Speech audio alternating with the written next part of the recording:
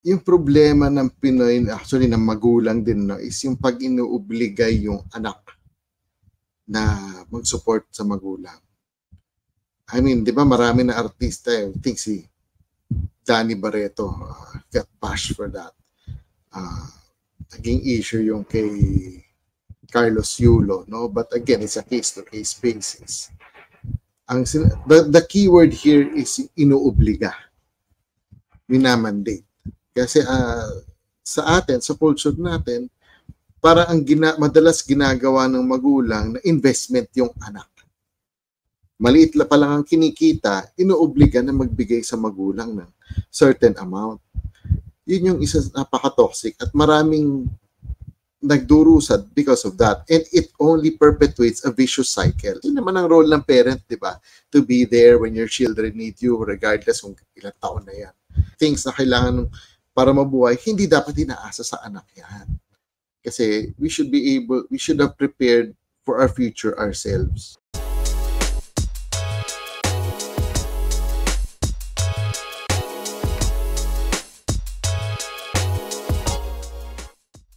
And ikaw, isa ka sa mga eksperto sa finances. So may tanong ulit ako.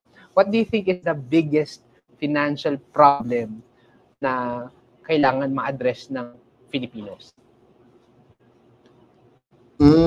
Okay. Ito talagang magalit ng magalit, no? Mainis na ang mainis. Pero I actually wrote an article on this years ago. Yung problema ng Pinoy, actually ng magulang din, no, is yung pag inuobligay yung anak na mag-support sa magulang. I mean, di ba marami na artista, I think si Danny Barreto got bashed for that. Naging issue yung kay Carlos Yulo, no? But again, it's a case-to-case basis. The keyword here is inuobliga, minamandate. Kasi sa atin, sa culture natin, para ang madalas ginagawa ng magulang na investment yung anak. Di ba kahit sa movies nakikita natin yan, yung ipapanganak, pagkapanganak ng baby, sasabihin ng magulang, ito na ang mag-aahon sa atin sa kahirapan. Patay. Patay tayo dyan. Yan yung isa sa napaka-toxic na ugali ng Pinoy na ang tingin sa anak ay investment. At ang masaklap dyan, sila yung tinatawag nating sandwich generation. Yung anbawa, yung anak, may sarili ng pamilya, nag-asawa na, may mga anak na. So of course, ang responsibility niya is yung kanyang pamilya, di ba?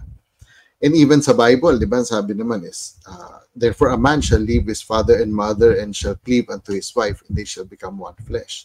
So, hindi naman ibig sabihin na you're cutting ties with our parents, no. But ang tao kasi, lalo na ang lalaki, pag kinasal, pag may asawa at pamilya na yun, ang primary responsibility na niya is family niya.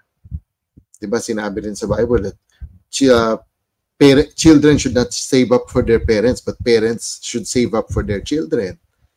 Kaya lang sa kultura natin nga, ang ginangyayari, kahit hirap na yung anak nila at maliit pa lang ang kinikita, inuobliga na magbigay sa magulang ng certain amount. Yun yung isa napaka-toxic at maraming nagdurusad because of that. And it only perpetuates a vicious cycle.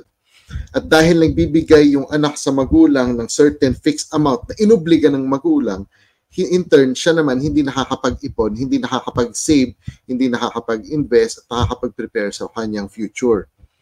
And because of that, yung anak naman niya ngayon, later on, nang-oobligahin niya na tumulong sa kanila kasi tumanda na sila, retired na sila, wala na silang maibigay, wala na silang kinikita. So, aasa naman siya doon sa anak niya. And so on and so forth. So, that's why I'm saying that it breeds a vicious cycle. So, and that's why kailangan yun ang putulin eh. That's why as financial planners, as financial advisors, diba, we really have this advocacy of spreading financial literacy to Filipinos. Kasi nga, ang kultura natin, ginagawang investment ang anak. Hindi, ang investment ay investment. Tayo dapat mismo ang magtutong maghanda para sa future natin. So that as parents, we will not be a burden to our children. Kasi sila mismo later on, nagkakaroon na sila ng sariling pamilya at responsibilidad. Diba? At hindi tayo dapat maging pabigat sa kanila. In fact, dapat bilang magulang, kahit may pamilya na yung anak natin, ideally lang, no, supposed to be sana, ganun, mas tayo pa yung nakakatulong sa anak natin pag may problema. Kasi naman ang role ng parent, di ba? To be there when your children need you, regardless kung ilang taon na yan. Of course, it's, kung meron mga magagalit, paano kung wala ang pera yung magulang at binuhos nila? Again, it's a case-to-case basis. General rule, hindi dapat nangyayari yon. Pero if for some reason talagang may problema yung magulang, inoperahan, nagkaroon ng surgery, of course, moral obligation ng anak, tulungan financially and physically, materially yung magulang niya. Diba? In fact, sa Bible din yon. Moral obligation din ng anak yon. Pero hindi yun dapat maging general rule.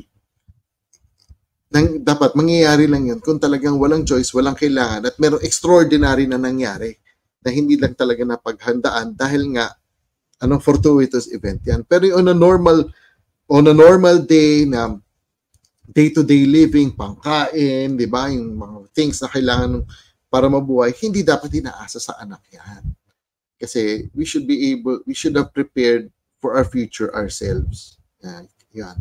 So that's one. I think that's the most important thing or characteristic of Filipinos that really need to change. Yeah.